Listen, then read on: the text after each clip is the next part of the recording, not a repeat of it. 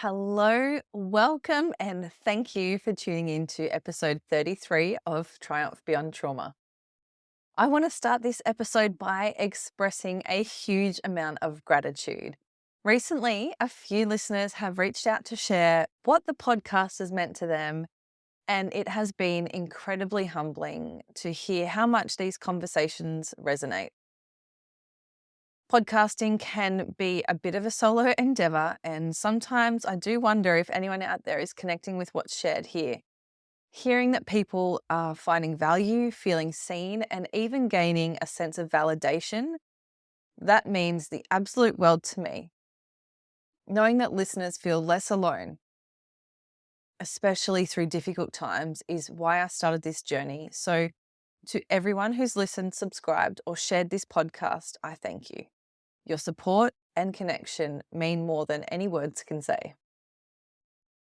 And on that note, if you would like to support the ongoing work of Triumph Beyond Trauma, there's now a simple way to help me keep the podcast running smoothly. You can now show your support by buying me a coffee. For just $5 or more, if you're feeling generous, you can help me cover things like editing software, website hosting, and email platforms. Every little bit goes towards helping to keep these conversations going. If you would like to support, the link will be in the show notes, or you can head to Buy Me a Coffee and look for Tactical Yoga Australia. Alrighty, now on to today's guest, Mark Elm. Mark has had an incredibly varied and impactful career, from his time in East Timor on a peacekeeping mission to his role as protocol officer and parade commander at the Police Academy in New South Wales. We'll hear some fascinating stories from these chapters of his life, and we'll also dive into his work as superintendent of the SES during the 2022 floods in northern New South Wales. Something we didn't get to acknowledge was the support that Mark received from his wife Loretto, so we decided that we could add something here in the intro to do just that.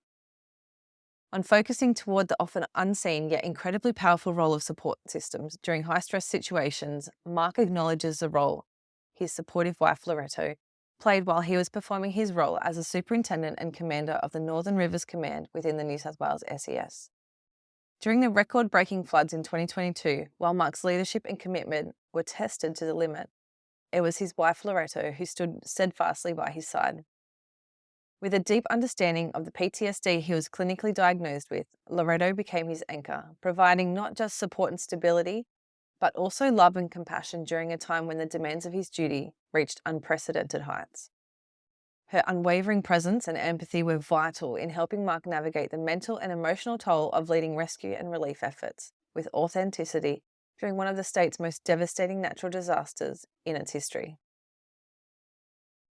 I'd like to give a shout out to all the partners and friends who support their first responders, veterans, and frontline workers through tough times. It is not an easy gig, and only one that can come from love. So thank you for being by our sides.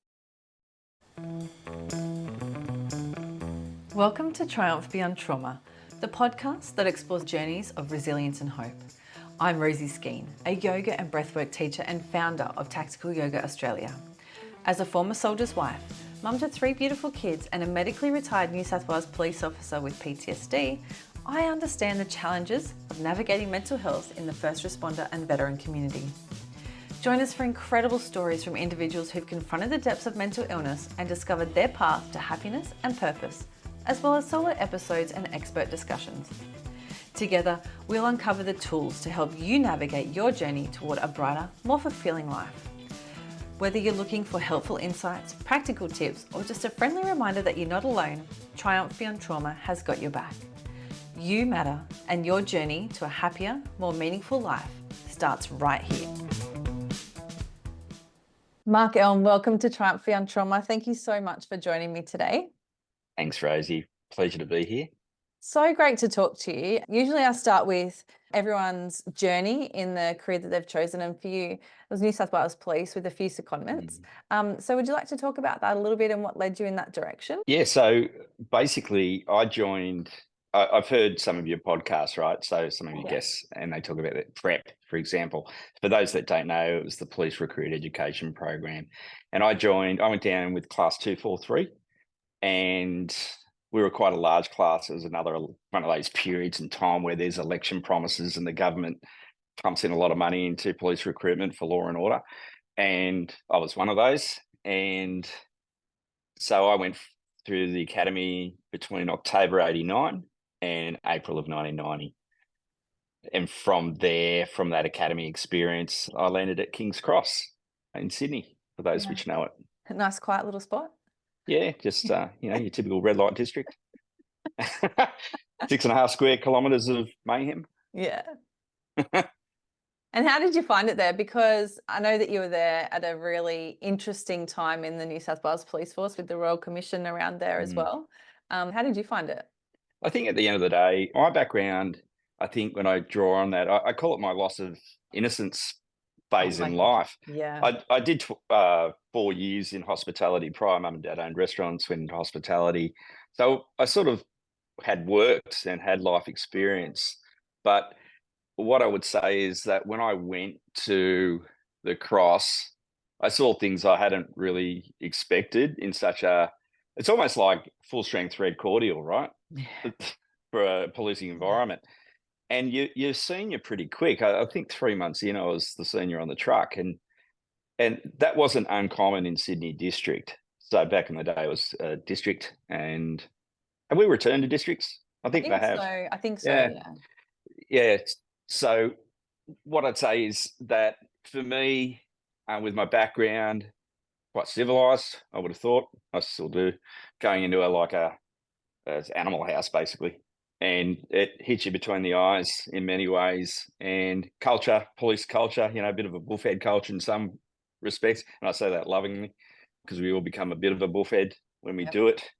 And I think it's really dealing with the great unwashed. But, at the very heart of it, what we must remember in all communities, there's, general members of the public going about their lawful business and their own community. And we sometimes lose sight of that when we say we talk about the Cross, or we talk about the Druid, or we talk about Green Valley, where nothing's ever green, but the old joke. But they've all got communities, haven't they? They do, yeah. And some are a bit substandard, but we've got a cross section of the community everywhere, and our job is there to serve them. And I found that to be the attractive part of it. And the other really thing that really struck to me, it was very addictive. Thursday nights, Friday nights, Saturday nights, they're your busy times. And they're the times where the great sense of, I'll call it the brotherhood, of policing culture comes out, and you look after each other, and you really do. So yes, we had some challenging times with the Royal Commission, and it went where it went. And but it really solidified good policing as well in that area, and highlighted some good policing as well. Yeah. I can imagine, you would have had a lot of camaraderie too at that time in that particular place, and how busy it was, like you said, like full strength red cordial. I like that. So it would have fostered a lot of good connections as well. I think so. And I think when you're usually paired up in those sort of inner city areas at the time, maybe more, depending on the night, depending on the coverage. And we had a beats unit. That's when they kicked off a big community-based policing, program throughout New South Wales, actually. But because it's such a small area with a tight-knit station, you really look after each other. And they're good people. Cops are great people. And I think when you're in a contact sport, and no one can argue it, and the legislation underpins what you do, and your job is to keep the community safe and take action. And we did take action pretty, I would say that we took it seriously, and we took behaviours of others seriously. So that means if someone needed to have their head pulled, we do it. We do it through our legislative means. Yeah. Yep. So from the Cross, you moved around a little bit, just reading where you've been and what you've done, did a few specialist roles and do a few. And you moved around. Do you want to talk about where you went after the Cross? Yeah, I did. I tried to really I needed a break after the Cross. I just did. I knew it that early. I think, 2 weeks at the Cross is like 3 months in other areas, maybe more. And it's so intense, it's the red cordial thing. And so I needed a break. After 5 years, I needed a break. I did do a transfer in between it. It was about the 4-year mark. I went to Ermo, which is Ermington, and it just didn't wash with me. I had a run in with the boss as well. I was a police association rep, and where I was a police association rep at King's Cross, we worked really well with our commanders there. But when you're dealing with what I would call a narcissist, it's very hard to win, and you're never going to win. So we both agreed that the best thing I did was to return to King's Cross. It's virtually not totally unheard of. I have another good mate of mine who shall remain nameless, who went back to King's Cross as well through choice, but he stayed for years. And I went back, and I was glad I did, because I miss the adrenaline. But at the 5-year mark, approximately, I just thought, nah, I've got to give it a break, because I was well and truly spent operationally. So I went to the Field Training and Assessment Directorate, and I went there because I knew the chair of Police Legacy at the time, which I was serving on the board of management for Police Legacy as a director. And he ran the Field Training and Assessment Director. His name was Phil Holder, a great man. And got a spot there. It's not what you know, is it, really, at the end of the day? And I did go there, and I enjoyed that. And that's where we'd accredit EDOs, Education and Development Officers, for their role, FTOs, and put probationary constables on performance enhancement programs. And one for another word, there's other words for that as well, but we'd make sure everyone's being honest to what the intent of their education requirements and their operational requirements were. Number one, the pros, when they go out there, they have to do so much. We all were one, and you need a body there to facilitate that, to make sure everyone's doing what they're supposed to be doing, including the probationary constable, but including the command and including the academy. Yeah, I like what you're saying there, because that is such a holistic approach. It's not just the probationer that's responsible, or the FTO. Like, the command has a responsibility as well. And as long as everyone's doing what they're supposed to be doing, it makes it a lot easier to keep them and educate them and get them ready for being confirmed. But then also, if it's not going to work out, then you've got to dot your I's and cross your T's with that as well. Yeah, exactly right. How often did you hear that someone's like a confirmed constable and above are whinging about a pro who's about to be confirmed? Well, mate, it helps if you put your reports in about that pro, and that way we could do something in that 12-month period. So there's that level of responsibility. But police are generally fair as well. They don't want to put people on paper. No. Generally, and culturally, that's the case, right? Yeah. Good, bad, or indifferent. But our job was to say, hey, this is your opportunity. This is about creating a better product. By doing that, we can actually go about enhancing their performance if they can reach that. Yeah. So it's about being fair to everyone, but mostly about to the public of New South Wales, and that we took that seriously. So that was really good. Outside of that was when Ryan came in, and I then thought, you know what, I want to get back to operational police work. And I went to, and it lasted for a short period of time, actually. I went to Toomba and did some GDs up there. I really enjoyed it. Then the boss, who's out at Springwood, decided to advertise the community safety officer role. I thought, oh, that'll be all right. 26 townships and villages up the Blue Mountains, get your own vehicle. I'll do that. And I really needed a break. So I did get it, and I got it, because I actually do believe in the tenets of community-based policing, the old Peelian principles of policing and the maxims of the New South Wales Police Force, all those sort of underpinning requirements of what it is to be a police officer, not separated from your community. Yeah. So that was cool. I think the other role I was doing, and from about 1992, I did some OSG, PSG at the time. It was a patrol support group. And that was back in King's Cross. So I did that for about 3 years in Sydney District. And that was like a part-time unit. They still have it. I think they call them POOSG. Weird, isn't it? Sounds awesome. Who thinks of these things? and that was great, because that really, I think it hones your tactical skills, your officer safety skills. You obviously train a lot harder for the more intense role. But also your ability to work as a team is heightened in that way. And there's a really large drill component in that, but a teamwork, esprit de corps. But as long as it doesn't go to your head, it's a healthy thing, right? And sometimes we see that go to people's heads. And sometimes we do. And I'd never really subscribed to that. I just really enjoyed the specialty. And the opportunities, because the opportunities this job gives you is so immense. You know, how many opportunities have I already mentioned Yeah. what I was given, and I'm really grateful for those opportunities. So that was the the PSG, then it turned into OSG. So I was, in essence, I was a basic operator out of Sydney District PSG. Then it turned into City East OSG. I went out to Macquarie Region OSG, which is out, Western Sydney and the Blue Mountains. And then I was part of Intermet OSG. Yeah. And you did some Yeah. stuff at the Olympics? Yeah, did the bomb management role with OSG. So the great big sports carnival is the Sydney Olympics was the safest ever, apparently. Probably was. It was a great experience. There was a lot of Oscar tango involved in that one. A lot Yeah, of I bet. cancelled rest days, a lot of overtime, and that was actually, it enabled me to have a very good holiday up in Queensland afterwards and just reconnect with my family who lived up there. So that was really good. Yeah, nice. Enjoyed that. Yeah, I bet. It would have been a good one. In 2003, you were seconded to the AFP for a peacekeeping mission in East Timor with the United Nations.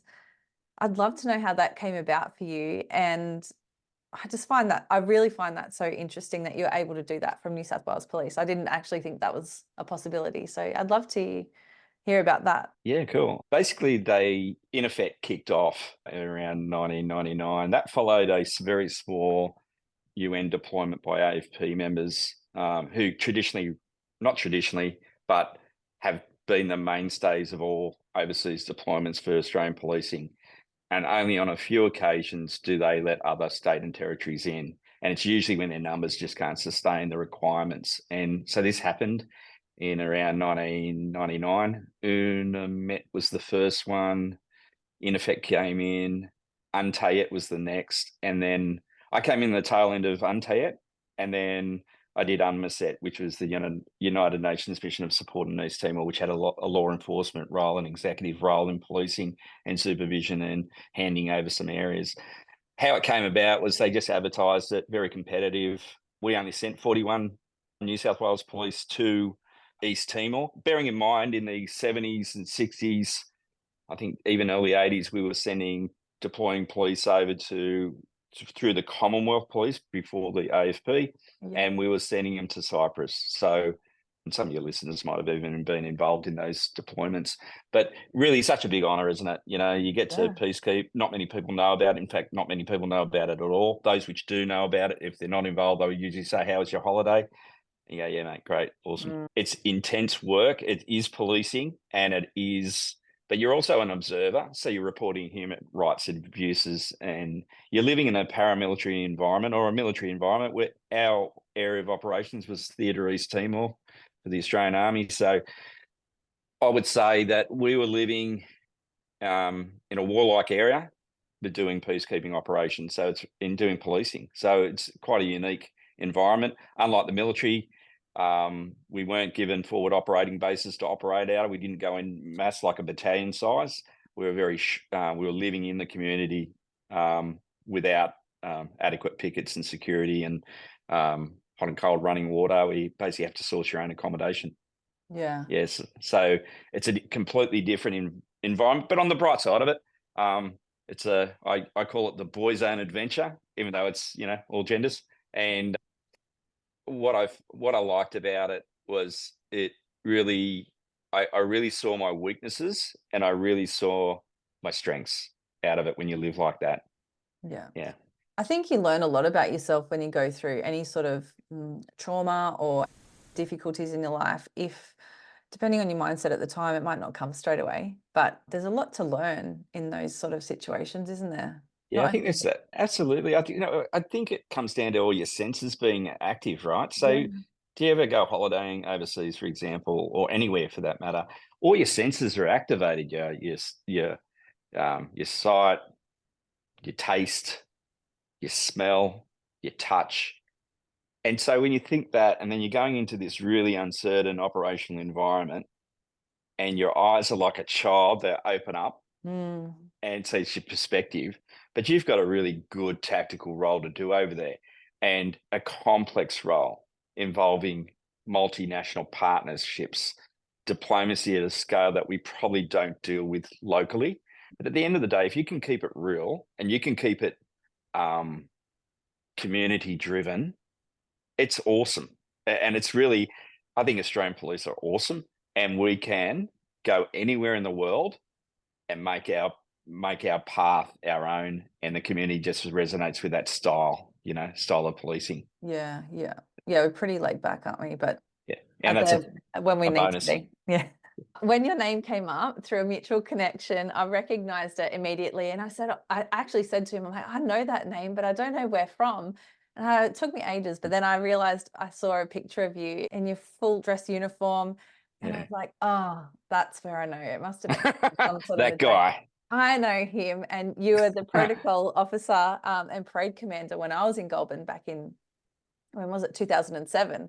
So that's when I would have first met you and not Yeah. realized. And then I was actually talking to my husband, and I thought, if someone would have said to me back then that I would be talking to you today, I would have first said, what's a podcast? But also, like, no way would that have happened, because you had this presence about you that I remember, and I know that a lot of people would. And I was like, how could I forget? I was well Um, loved, huh? yeah, and that's what I want to talk about a little bit too, actually. But I'd love to hear about how that came about, that time of your career, if you're happy to share it. And Yeah. from my perspective, being there as a recruit, you commanded the utmost respect. Like Oh, to some.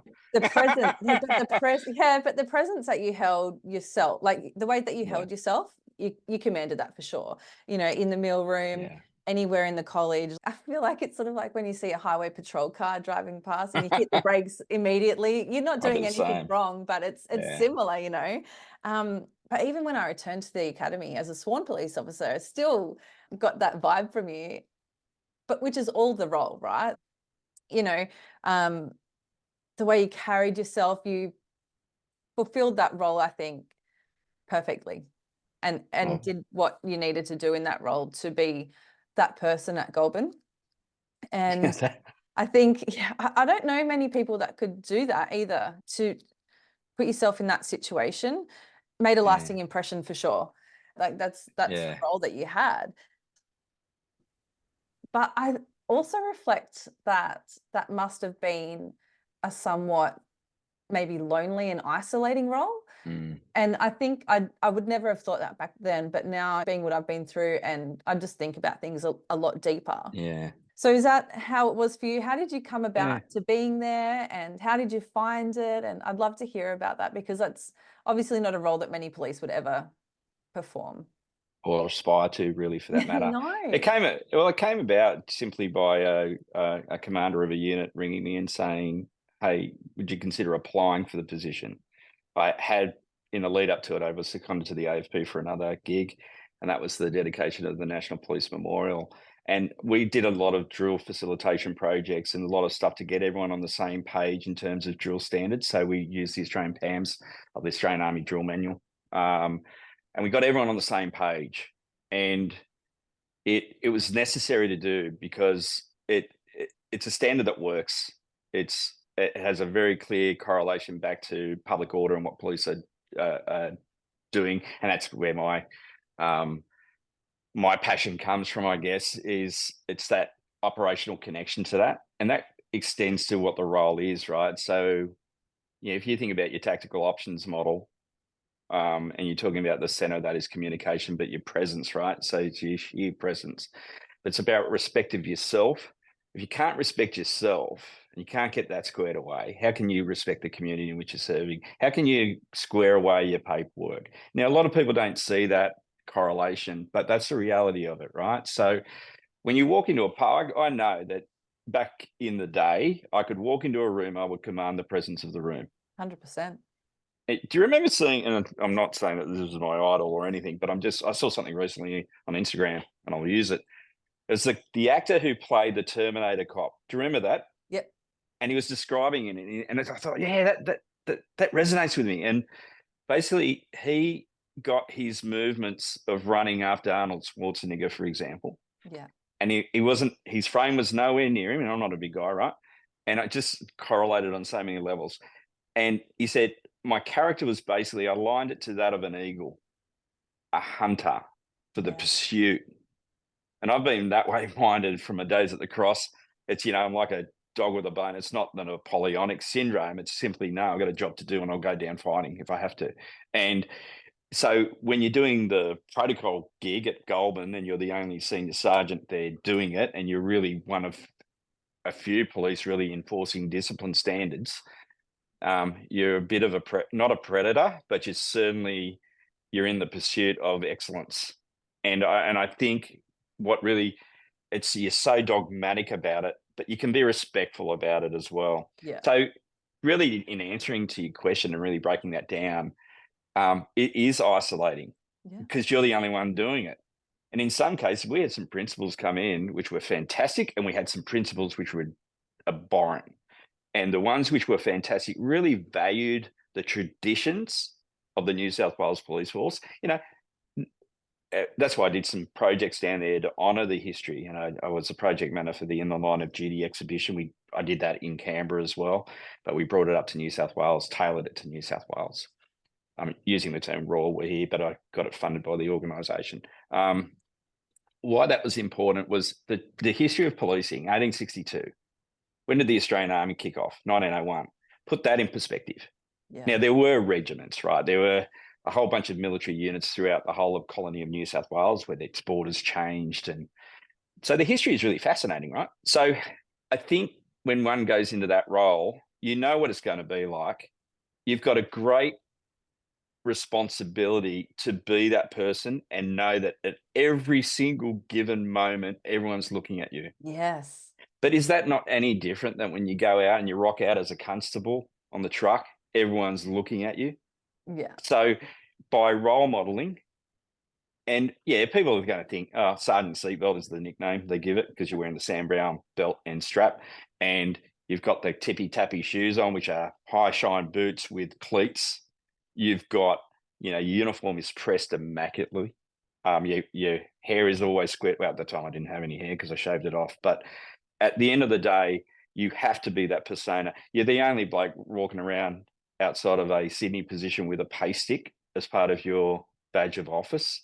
So that's for a reason, because I can guarantee you, it's quite funny. I used to laugh inwardly about the experience as well. I took it seriously, but you'd see a recruit, right, and they'd be at the opposite end of the quadrangle and they nick off just to get out of your sight, and it makes you smile a little bit. Please don't see me. Please don't see me. But the best thing you do, I never really boosted anyone out in my time there, and it was always getting into their close personal space and getting really close and just basically talking in muted tones to them. So basically put your head in, and you just address their dress and bearing, and it's an academy environment, and you've got to remember why Cameroni re-implemented that position, because for a while it was out. Because when the university kicked in, and we won't say the university, but when they came in, they lessened all standards. It became a university campus. So, Yeah. but the reality was we were getting all these undisciplined people out into the commands where they didn't give a rat's, and power corrupts, right? So it was about buying back the farm by Moroney, and I respect that decision greatly. And I think quietly, when people start to realise that, they understand the value of it. Yeah, for sure. Yeah, I would have been. How long were you there for? I was there from 2017. Oh, no, I wasn't. 2007 So you must have through got there just before to I did. Yeah. 2014. Yeah. Well, that's a long time to do that role. Yeah, it was. And it was Yeah. probably just the right time Was to it? do that role. Yeah. Yeah. What made you? What was the decision to leave? I wanted to. Oh, there was a whole range of factors. I think the last principal who commanded that facility, I thought was unprofessional, and I need to. And there was two following each other, and I just thought, what, I'm too fatigued. You can't. You've really got to be supported in that role. If you're not supported in that role for what you do, if they don't see the value in it, and you're the largest police recruiter in the country, and they want to lessen standards, how can you morally do that role? Like I live by my word, and at the end of the day, I just sought to get out. So put my transfer papers in. I think it was a surprise to everybody. And I put my transfer papers into the Cowards Castle, which is police headquarters, as we all know it by. So from the College of Knowledge to Cowards Castle, and I wanted to go operational. I so desperately wanted to go operational, but as a senior sergeant, there's 2 positions in the whole state as senior sergeant, so I was limited. So I ended up at police headquarters in Parramatta and went in the HR command there into a role, Yeah. and where I ironically got cleaned up in a motor Yeah. vehicle accident. The irony of it, all right. Y- Yeah, because you're working in the headquarters, but actually out in a car. What do you want to talk about that and how that? Yeah, we used to part of HR command's duties in the role I was doing. We'd go out to community events to promote the organisation to a section of the community, and we did that, and we did it quite effectively. But on the way back from that duty, was stopped on the Mitchell Highway out between Wellington and Orange, I think in Bacchus Marsh, and I was stationed there as a driver, and I got hit up the rear end at 120 k's, and that experience was the straw that broke the camel's back. And what not many people realise, I was carrying some undiagnosed PTS symptoms, Yeah. major depressive disorder symptoms, and really wasn't in a healthy space from East Timor in 2003.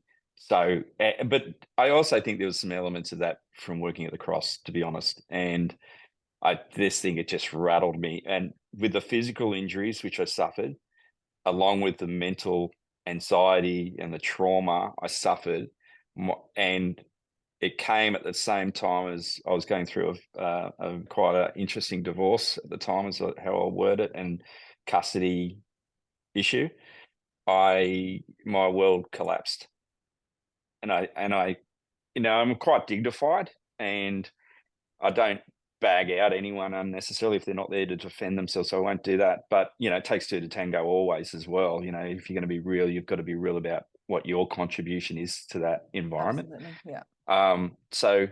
But what I'm saying is everything just I went from, the old saying, 0 to hero. We'll reverse that. And you just kind of go, well, but what now? So I hung on for 2 years. Yeah. Couldn't jag a transfer as a senior sergeant. And I ended up in a world of pain for a number of years. Yeah. So not only physical pain, but mental as well. How did you work through that? Really interesting. I think psychologically, anyone who's gone through it, at some point, there's some comfort with people caring about you, finally. Yeah. Like, you're the attention. I don't know if you're like me or your listeners are like me, but I got sick of telling my own story. Oh my God. Yeah. And and Definitely. so I remember waking up. I was living at West Pennant Hills at the time. I was in this crappy little place, what I could afford at the time, underneath another bloke who was going through a separation. So the environment was really toxic, because we're all a victim, right? And I'll talk about victimhood, but here I was. I gained an enormous amount of weight. I couldn't do any exercise in my mind. I couldn't. I couldn't think, and I was angry. I Yeah. was hurting. I woke up crying. So unlike me to do that, but I did. And I woke up and I looked in the mirror and I didn't recognize the body. I didn't recognize who I was. And I was really, I don't even know if how time just distorts. I don't know if it Yes. was at the time or later when I read David Goggins' book. Like, wasn't it? I didn't read anything. It was an audio. I couldn't read even a sentence at the time. I'd actually lost thought processes. I had short-term memory loss, and I also had like loss of muscle memory down my left-hand side, almost like you suffer a stroke. Yeah. So I wasn't myself. So I was in this world of hurt and pain, and I suffered a lot of loss over lack of contact with my boy, and it was just incredibly hard. And I had suicidal ideation at that point. And I woke up, and I remember just looking at myself, and the words of Goggins kicks in, and he basically says, you got to look at the accountability mirror. And basically that, if you're fat, you're fat. Why are you fat? And you drill down to where the seed is, right? And you just go through everything, why am I balding? Well, I'm, it's hereditary or blah, blah, blah, blah, blah. And you just call it for what it is, whatever that is. And it's about being accountable to yourself. And the biggest, the words that were ringing in my mind at the time was stuff I used to actually preach. And that was, are you a victim? Like, are you really a victim? And the answer to that is no, I'm not a victim. But why are you acting like one then? So give you, basically give yourself an uppercut, wake up to yourself and get on with it. So I separated myself from the insurance process. I just kicked it off. Like, don't want to play. I'll do it myself. Because, you're well aware, as most of your listeners probably would be, the difficulties if you go through that system of going through insurance. It's an insurance scheme. You've got the insurance company which doesn't pay on time, so therefore your treatment is delayed or ceased. I would have had more psych assessments by so-called independents than I had actual treaters. And that's when you realize this is wrong. I'm going to take courage of this myself and just do it myself. And I did. Yeah. Yeah. Just Wow. stepped away from it. I didn't want to stay in that place. I did the math. And people tell you to go on your worst day, to be your worst. All you're doing is you're not being true to yourself, because everyone has a bad day. Could go for a decade, but you're going to get through it, and you are going to get through it. Yeah. So you have to be honest to yourself, and that's what I did. Yeah. A little bit of self-examination, honesty. I think the ones that honestly get through it, everyone has the ability to get through it, but what I've learned is the ones that can do it a little bit quicker are the ones that take courage of it themselves and say, yeah, okay, let's do this. We need to do X, Y, and Z. And like you said, take that accountability, because really no one's doing it for you. That's the thing. You have to show up for yourself, and you can have all the support in the world, but if you don't want to do it yourself, then you're not going to get anywhere. It's really interesting. A couple of things I did, and I did all the holistic stuff, and all the left to center stuff. And I did some really interesting stuff, some of which I won't talk about, but I stepped outside my comfort zone. And what I found from going through the experiences of going through some different modalities, and I could never do yoga. And I know you're a yoga instructor. In fact, my wife, she's a yoga instructor, but I could never do it. And they say, well, the person who can't do it is the one who needs to do it, right? But I literally couldn't do it. My body just didn't work that way. But I was doing sound healing. I was doing rainforest bathing. Have you heard of that? Do you know what that is? I've heard of that. Yeah, I have never done it though. Yeah. What it is you go into I didn't know what it was. I thought it was we'll all go for a swim underneath a waterfall or something. I was really looking forward to it. And when they told me what it was and I was doing, I go, oh, we're going for a walk in a rainforest. And we're looking at, and we're focusing on leaves. And surprisingly, it was actually very therapeutic. Yeah. But I was doing all sorts of stuff. And I did one which really pushed my my recovery to another level. And I won't talk about it because that's another topic when I'm comfortable in talking about it, but because I don't think everyone would understand. But I did this journey where spiritually I was conflicted, and I had a number of awakenings in this moment in time, and it was really good for me. And my body, from going through this certain experience, and I'm talking very abstract here, and everyone's going, what the hell did he do? About? But you can work it out for yourselves. But basically I did it and my life changed. I had a change in mindset. I came out loving. I came out non-judgmental. I had what's called a death of ego experience. We all have an ego. We build another one. Don't worry about that. And I came away awakened from that experience, non-judgmental, which was great because I needed that, and showing love to everybody. Now, from my background, that would have been near impossibility prior. So I did this, and what I found really intriguing was I went to mum's place, and my mum and dad, I'm very close to them, and I'm laughing, and I'm just like, and mum stopped me, and she said words to the effect of, oh, hang on, I'm using those other phrases. She said words to the effect of, oh, gee, Mark, you just like you used to be. And I looked at her like, what? And she goes, you're laughing like before you were in the police force. Yeah. And I've gone, oh, wow. I hadn't realized that I'd been so harsh. And I was always conservative, but I hadn't realized that I'd shut off my humanity. I Mm. always had a heart to people though, right? But you protect it. You put this big, you have to, because You otherwise have you to. go. That's right.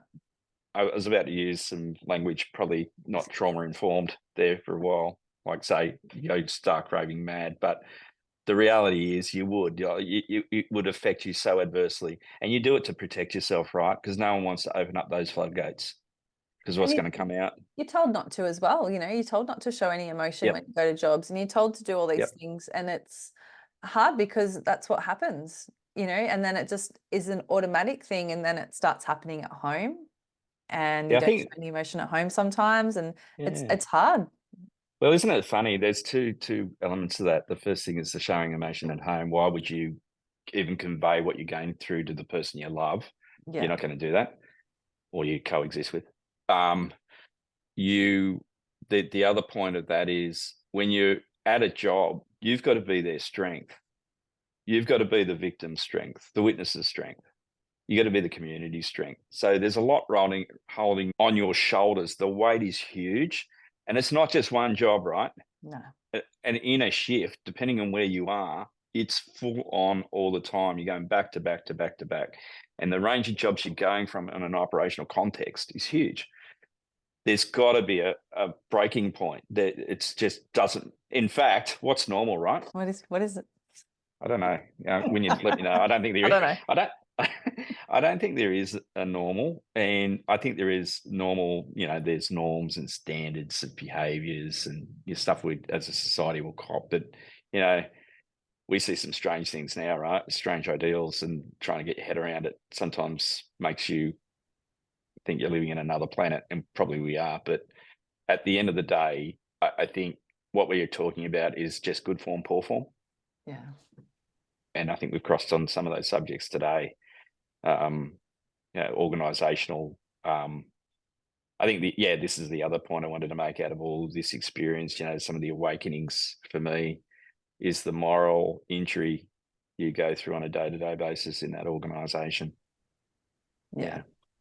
Yeah, and that's something that they're doing quite a bit of research on now too, is the Mm. moral injury and embitterment, um, which is really hard to work through if you get stuck in that place of embitterment towards people or the organization as a whole. And I think it really does a disservice to people in their healing journey if they're stuck in that place of embitterment. It's really hard, and you can see it if you talk to people that have left and they're in that space. If you've moved through it or you haven't had that, you can see it's really strong with some people, and they've had a really tough time. So Mm. yeah, I don't know. It's it's such a bizarre. I don't know. Some people call it injury or an illness, PTS, but there's so much to it. There's so many little Mm. components, especially coming from a police organization or a first responder or veteran organization. There's so many different components to that. It's tricky. I think there's a great book out there, and most of your police listeners will probably have read it at some point. And the Police Association was big on handing it out, and even having the author come out and talk about it. And that was the book called Emotional Survival for Law Enforcement Officers and Their Family. It's a guide for their officers and their families. And the Dr. Kevin Gilmartin is the author, and it's a fantastic text. Really, it's something which every recruit should be given. And I would say just swap out law enforcement to any high stress career, or maybe every job, because our identities are so interlinked with who we are, unfortunately. Mhm. And yeah, so I think they're really important considerations as we navigate injury. And mental illness, I hate the term, but that's what we've got to use, right? That's how we're all framed. It's such, I don't know anyone who's not mentally ill. And I don't like using that terminology, and it's not ideal. But what I will say is everyone's going through life issues, and sometimes those issues are bigger than ourselves, right? And how do we navigate that? A lot of it is communication. Yeah. A lot of it is an understanding about who we are. And sometimes we get lost in who we are, which we were talking about earlier, right? Yeah. It's big in the veteran space, for example, and it's big in policing. It's big in the AMBOs. It's big in the fire, so first responders. Um, it's you're losing sight of who you are, which isn't helping you. So I think that Gilmartin's work on being holistic, i.e., not getting rid of yourself through your life purpose of your career, is interesting.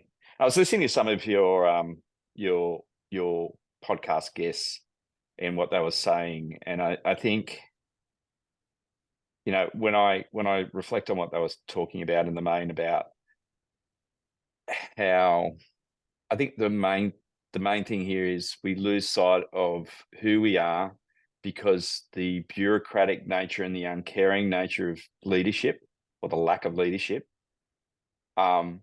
It's actually morally repugnant how we see some of our organisations established. Yes, it's fine to have a command and control system. It's necessary in a high context, high impact role, and no matter what that is, it's necessary because your human resources have to be deployed in certain areas to get certain jobs, unthankful jobs done. But that should have never occupy the way a leader in an organisation sees himself over and above the subordinates. And I'll use that term, I'm using it for a reason. And I think that's the failings of the system. Academy environment, we teach certain things for a reason. It's to embed that instinctive reaction to obeying a lawful command. And that's important because we give them when we go out operationally. So it's really important. And you can only do it if you know how to take it yourself, right? Yeah. So, but it's never about abuse of power, and it should never be about abuse of power. Yeah. Yeah. Unfortunately.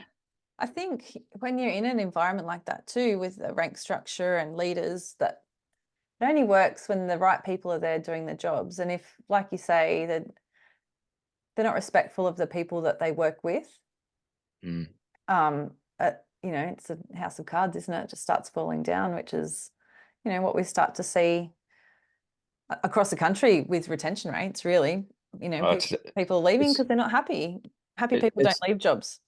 No, that's right. And I know where I reside up on the north coast of New South Wales. A figure was given to me at the beginning of the year, and it was like they're running at 40% first response strength at the local police district. 40%. So what we are invariably doing, people have gone off broken or gone away and they've moved on. But that's left 40% of hard workers being loaded up way beyond their capability and their capacity. Yeah. And that's when we have to say, what are we doing to them? And we need to address this urgently across the country.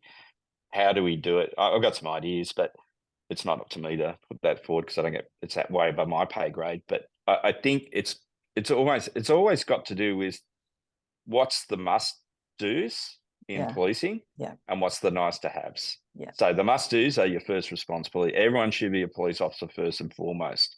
Now there are some other roles which are necessary, but some can be not so much privatised, but some can be actually non-sworn positions. I'll put it that way. But how many of the jobs have you seen which are totally unnecessary? They're like a pet project, and many. Yeah. And whilst the poor senior Connie on the truck has been having that extra weight of that extra bar, if we've got those now, I'm being facetious, but but that weight of responsibility on them to hold the fort and their moral responsibility they will have in themselves. And you hear it. I still have contacts in the job at all ranks, and not all ranks because I don't speak to those up on high in the main. What I would say is that they are feeling a huge weight of responsibility to hold it together. If they're not to do it, who will? Yeah. But the problem is there's a breaking point. That's it. And the more that leave, the more pressure that's on the people that are there, that are good people, and we need them there, but they can only do so much, and the breaking point will become quicker. And I don't know, it's a vicious little cycle, that one. I want to talk to you about your identity though, post-policing. Yeah, yeah. How did you overcome, everyone, I don't believe that anyone would not suffer a loss of identity after leaving an organization like the police. Mm, Because like you said, we all have that to a degree, that little bit of yeah. identity in the uniform, and it's a pride thing. And especially in the roles that you performed, Mm. you couldn't have done it without a sense of pride and purpose. So Oh, how yeah. how have you overcome, and how have you moved through, maybe not overcome, but how have you moved through that journey of identity, and where are you now with it? My first response was, and it's really funny, everyone talks about their first day away from the job. It's really difficult. Or it's like this huge weight. I think a combination of both. It's really difficult. It's Yeah. like sad, like who am I now? And I certainly felt that for a period of time. But this sense of relief, like, thank God I don't have to go and do that mandatory qualification shit. Like, not that I didn't enjoy it. In fact, I loved it, but wasn't it a pain in the bum sometimes to do that? Yeah, Like just to navigate? I was a weapons instructor, I so know I you were. really enjoyed that. So, but I like think, other things I didn't enjoy so much. So yeah, I get it.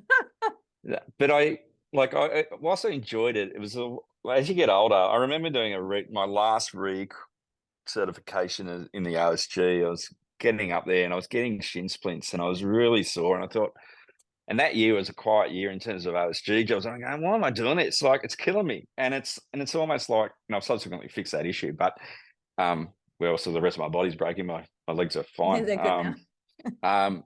The reality is that I felt my loss of identity, because you think about, like, I'm probably on the spectrum, and no doubt I am, but the I think anyone in a protocol role is. Love you guys I out think there. we all are. I think everyone's on the spectrum to some degree. That's why it's a With spectrum. I think with me, and when I look at it, the amount of symbology, what a police officer wears on their uniform, and when you're in protocol, you really to pay attention to it, right? Because you Yes. research it, you know the background to it. How many crowns are you wearing on your uniform, from your buttons to your patches on either side of the arms, through to it, that's symbology, to your rank, depending on what rank you hold, um, to the ranks you hold. What does that look like?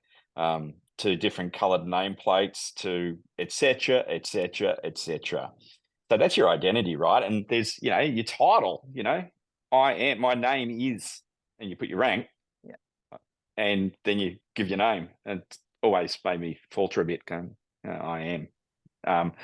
Senior sergeant, blah. But my point is that that is your identity, and especially when you breathe it and live it, like I did. And I think, like, the role was way too big than what I was, to be honest. And in terms of the protocol gig down in Goulburn, because it's such a big role, Yeah. and largest police recruiter in the Southern Hemisphere. One person in the main doing it consistently, enforcement of dress bearing and discipline, and knowing the history and all the rest of it. So it's a big weight on your shoulders. So you really know your identity, and it's so intrinsically linked to that. And failure in any breakdown of discipline is linked to you. So therefore, when you lose that, and when it is taken away from you, or it drifts off, depending on what your usage of language is around that and how you frame that, if you frame it in a negative way, it's going to hit hard. It's going to be a big fall. And it was a bit of a big fall for me, but I became very bitter. Mm. And in fact, I packed everything away. Yeah. I threw some stuff out, and I sort of regret doing that to a degree. And I didn't have anything hanging up. Like, I was presented with some really nice gifts on my farewell, which took me 6 months to do. And I only hand selected, I think there was like 25 people at my farewell. I was very emotional, but I had so much anger and bitterness. But that's about then waking yourself up and going, give yourself a uppercut, mate, and just push on and take control. So in order to do that, what did I do? I packed everything away. I That was part bitterness, part protection. I didn't want to be reminded of any of it, because I had too many negative experiences in my mind reminding me every day about negative experiences. So I wanted it all gone. It was raising my anxiety levels to an area where I wasn't feeling good about myself. Packed it away, got into health, got into nutrition, got into the pool 3 times a day, lost a lot of weight, gained a lot of lean muscle mass, surrounded myself with positive people, not in the job, Yeah. limited my calls to good friends. Unfortunately, I did, but I had to do it. I started hanging around military veterans, probably at the sharper end of the pointy spear, I met on a couple of programs where I went back over to East Timor to deal with some demons. I did some soldier on stuff, went on their walks, did a bicycle program where I wore a lycra and it didn't fit me. That was fun. But you got to laugh, right? So I did all this stuff, did some Wim Hof method of breathing and cold water immersion. And then I got into my faith. And then I basically am a born again Christian. So, and people go, oh, no, I'm going to turn off this podcast now. But the reality is, and I won't Bible bash to anyone, but the reality to me, it all then made sense. Yeah. And so there's joy in suffering. And that's a interesting thought. And I have a motto, which I won't go on because I can hardly pronounce it myself, but it basically translation is to the thought it clings. And the closest Bible verse I can find to that is Matthew 6:22, and it says, the lamp of the body is the eye. If therefore your eye is good, your whole body will be full of light. But if your eye is bad, your whole body will be full of darkness. Therefore, the light that is in you is darkness. How great is the darkness? So to me, it's really cathartic and it's very descriptive. And to me, it just envelopes, let's make that eye good, right? Let's see good of people and let's see good of experiences. I'm sick of living in the darkness. So to me, my faith was really such an awakening. And honestly, I don't mind talking about it because not many people do, because you'll be put into that category. But at the end of the day, it's about, I was going to a Sunday church service now and I'll cry, like literally cry. And I was the guy in a movie who wouldn't share my experiences or expressions ever. God forbid you go to a chick flick with your wife and you start to, I don't want to be that guy. I've spoken about this before publicly, but what I say now, I feel more alive by reaching into my emotions and actually just expressing it is what I'm probably trying to say. And my faith, my newfound faith has been really strong in that regard, and it's been life-saving. So that coupled with that community has been really good, and just forever challenging myself and trying to remind myself to be a better person every day, and by acting better and not being so judgmental. I'm still judgmental like the next person, but coming to repentance in that sense, and then saying, mate, give yourself a uppercut. They need love, they need support. And so I've done a 360 degree about outlook in life. And so what I did then, I suppose that was the cornerstone. And then what I did, I started volunteering whilst I was recuperating. And I did stuff with Queensland SES, New South Wales SES as a basic operator, did some protocol stuff for them as well. I joined Team Rubicon Australia, and Jeff Evans, who was the old CEO of Team Rubicon Australia, backed me 100%. And I couldn't understand why. You've got all these military guys with all this awesome experience, and I really underplayed myself, like this imposter syndrome. Yeah. He said, no, man, I back you. You got this, words the effect, I'll back you, mate, just do it. Like, I've got no doubt you'll do it. And I'm going, oh, someone's believing in me. Like more than I'm believing in myself. And he provided this opportunity where I was the Australian contingent team leader to Hurricane Harvey, my first job. And you've got to remember where I was coming from, muscle loss down the left-hand side. I started to feel good at that point and regained a lot of stuff. And the interesting thing of that experience was like, oh, well, I can do this. I was still like suffered massive imposter syndrome over there, but it was like the second largest, most expensive hurricane on US record. And we're representing Australia through Team Rubicon Australia. We're known as Grey Shirts. Awesome. Then I came back and he gave me 3 really key functional roles of responsibility. One was down at Tathra for the fires. After that, we cleaned up there, did a great job. I think I was a planning officer or OPSO, one of the two. And then I went to, I was the mission commander for a drought relief operation out at Dubbo with Team Rubicon, with all these military vets and kick-ass civilians, as they call them. And then up to the Queensland floods, where I was the spontaneous volunteer coordinator and just kick goals. And then I was doing some SES stuff, and a job got advertised. And I was at that point starting to go, I want to work. I want to have an identity. I want to do something of meaning. And I was happy to make coffee. And I like a barista coffee. Nothing too shabby. No International Rose Some Cafe edition. Nescafe. Nescafe, Pablo. And what I did is I put in for the job and I got the temporary appointment. I loved it so much at the time. It was difficult, don't get me wrong, because it was with the State Emergency Services at the rank of superintendent. It was in the Northern Rivers. So 2 years later, 6 months later, I go and put in for the job and I get the job permanently. I go, oh, this is great. But with all these agencies, you got people issues, you got to try and, you got to navigate that with other emergency service issues. Very challenging from where I was at that particular time. And I'm not showing anyone, not telling anyone about my background to any large degree, said to a few people, a few units, but not widespread. And then we had the big floods. Yeah, I was going to ask if that was the time of those massive floods. Yeah. Yeah, 2020 with the big floods.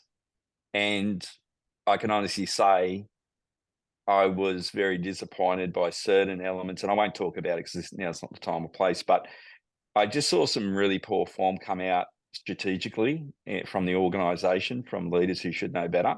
But secondly, I thought I'm suffering here as well. An immense stress. I was stranded actually on the way back from the night work out of Gunnellabar, which is their main ICC, which is the Instant Command Centre. And I was coming back. I got isolated myself for a day and a half, and I didn't do any eating. There was no toilet facilities. There was no bathing facilities. Stuck on the top of Tweed Valley Way and the M1 and on the overpass there, and pretty lonely. Didn't want to be seen by anyone as being part of the SES because they might see it as a failure. Yeah. And I didn't want to be that guy to drive through flood waters. So then we got taken off the bridge eventually. And then I had a day respite, and I was working then out of the Tweed police station's EAC. Now that was really the first time operationally I'd been in an EAC for a job after the cops. So for me, it was quite cathartic. Yeah. But it was good because I had tried I escaped New South Wales in so many. I was living for a period of time up in Queensland to escape anything to do with New South Wales police, sites of police vehicles, the lot. So yeah, I did that. I was also at the time, just in that terms of shaking identity and wanting to help people.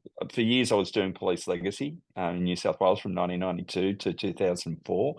And I was on their board and I was deputy president, did pretty well there, looking after widows and their families, with deceased police at the time. Did some stuff with the Police Association at delegate level and branch administration level. So always interested in police family and looking after people. What I ended up doing is teaming up with Mark and Andrew, who are the co-founders of Blue Hope Support Services. And they're fantastic people. And I became a non-executive director on their board. So I was doing all this stuff, and I was doing stuff in the ESO space for veterans, for peacekeeping veterans as well. So I was doing a lot of stuff. And I became very intolerant, not so much at Blue Hope, because that's completely different kettle of fish, but with some of the ESO space, everyone's against each other. Very political. Yeah. And we just need to help our veterans. Yes. That coupled with my new change at the beginning of this year, of around April, where I took up a new position, and I won't say the agency, but it's a federal government agency, and we look after veterans. My great-grandfather was a ANZAC, and my grandfathers on both sides served in the Merchant Navy, Royal Navy, and the Australian Army as well. So it comes down from that respect, and from also a deep-seated respect for what I saw overseas with my own working alongside Australian military personnel. So I've got a great sense of I want to return the fortune I've had. People might not call it fortune after what we've spoken about, but I'm very fortunate to be where I am today and be able to give back. And I manage a bunch of very committed, they're called community peer workers with this agency, and they're veterans or family members of veterans who've had their own journey and walked their own path through mental illness. And it is so wonderful to be surrounded by these people and to lead them and to try and make a veteran's life better than it was. Yeah. So, yeah, so it helps you, right? When we help others. Oh, 100%. And I'm not sure if I shared it on the podcast. I probably have, but the first step that I had in helping myself was actually helping other people and just doing little tiny tasks, like micro tasks, like helping people load their groceries at Aldi, pushing a trolley back for an old person in the car park. Like those little things change your The life. random acts of The kindness. random acts of kindness absolutely change your life. And then to be able to do that Beautiful. as an occupation, whether you volunteer or being paid, I don't think it matters. I think that sense of purpose in helping others is so profound in your own healing journey, for sure. I think when we do, like, this is the thing, it's like doing something when no one else is watching. Yeah. Not standing up on a pedestal saying I am, updating LinkedIn or putting it all over Facebook, or I mean, there's been elements of my career where I've probably done elements of that, but not to a wide degree, nor will there be in the future, whereby if you're doing some volunteer work, if it's true and authentic, and even if it's not structured volunteerism, right? If it's just helping someone, you don't need to air it. It's between you and them. And it's an intimate experience between you and them, whereby you're being authentic to yourself and it just makes you feel warm, like good. Yeah. And it can be the most minor thing which could have the most maximum impact. When I was in Timor, it was really funny, and why I say it now, it just hit me like a thunderbolt. I remember driving up in Amira district, which is out in the sticks, up in way outside of Dili, up in the mountain region. The countryside looks very much like Australian landscape, by the way, with a lot of gum tree, that blue haze. It's beautiful. And you go up to these really remote places. Now, clearly, they're so remote that they rarely see Westerners, or anyone for that matter, because they're living in straw huts, basically, literally, and not they're the areas which haven't been really colonized by the former Portuguese or the Indonesians. That they're quite sparse and indigenous to that area. And the beauty about that is when you drive in those areas, you've got these kids running up to you with this big smile on your face. I think it's the same with some remote Aboriginal communities in Australia as well, to be honest. And the kids just want to touch your hand. Yes. As you're driving by. So you give them high fives as you're driving along and smiling and laughing. And I've got some really fond memories of those random acts of kindness. I saw it with the Australian Army. I remember at CIMIC, which is civil and military liaison, basically, up out at Gleno when which is part of Amira district outside of Dili, but low lying, big issue with militia and stuff in the past. They still have their security all sorted, they're all on watch and on guard. But the way and I watched it, and I was really pleased. I just watched it because we're doing our job as well. But I watched how they did it as a group, and it was really beautiful to see. And I don't know if I even aired it to them. Probably should have. This is going back to 2003, right? Hey guys, I think what you did was a really beautiful thing. But I watched it, and it really that term "winning hearts and minds" just keeps repeating when I think of it. And it was these guys, and they're on patrol. They had a footy with them. It was magic.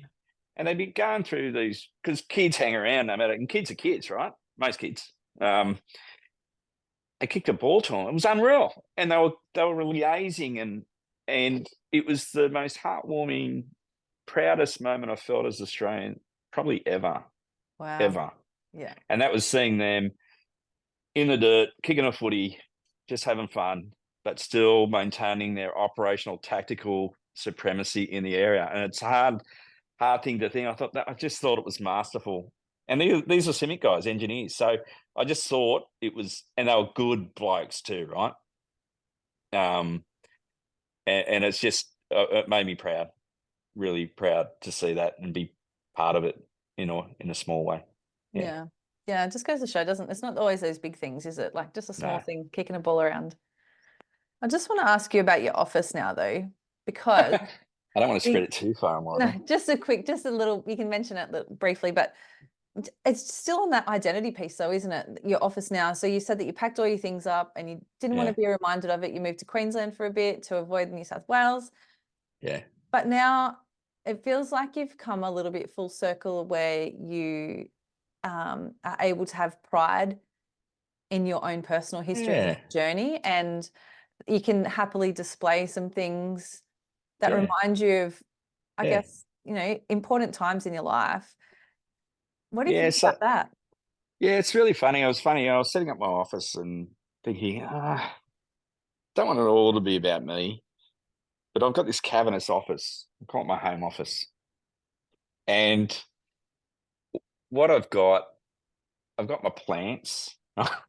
You didn't expect me to say that. I've got Yeah. my plants around, and I do. I have like 1, 2, 3, 4, 5, 6.